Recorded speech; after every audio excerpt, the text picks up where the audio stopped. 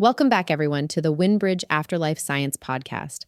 I'm Anna, and as always, I'm joined by my wonderful co-host, Aaliyah. Hi, everyone. It's so good to be here with you during this special time of year.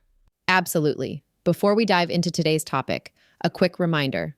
This podcast is for educational purposes only. Always consult a licensed healthcare provider when considering treatment options. Thanks for mentioning that, Anna. Now, the holidays can be such a beautiful time of connection and joy, but they can also bring up feelings of loss, especially if you're missing a departed loved one. That's so true. Today, we want to talk about how the holidays are about connecting with those we love, both here and beyond, and how to focus on the meaningful aspects of the season without getting caught up in the hustle and bustle. Yes, and the continuing bonds perspective, which we've talked about before, is so relevant here. It reminds us that our relationships with departed loved ones don't end, they transform. Exactly. Even if our loved ones aren't physically present, they're still a part of our lives. Whether it's through memories, traditions, or even moments of after-death communication, those bonds continue. That connection can be especially comforting during the holidays. Maybe it's the way you decorate the tree, bake a favorite family recipe, or even set a place at the table for someone who has passed. These small acts can help us feel close to our loved ones. And don't underestimate the power of reflection.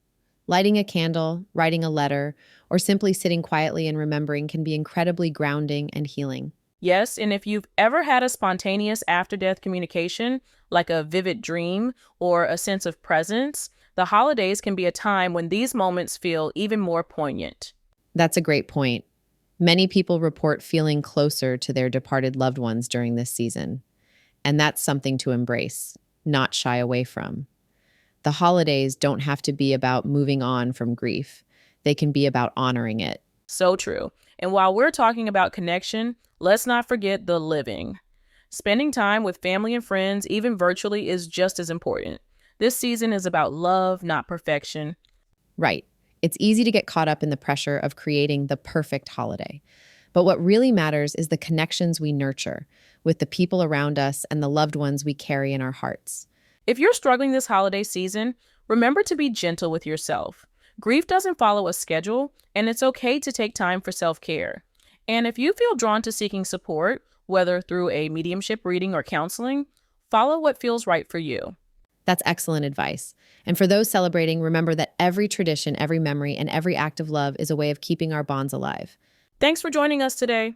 If you'd like to learn more about grief, continuing bonds, or after-death communication, visit us at winbridge.org. And for show notes and resources from this episode, head over to afterlifescience.org.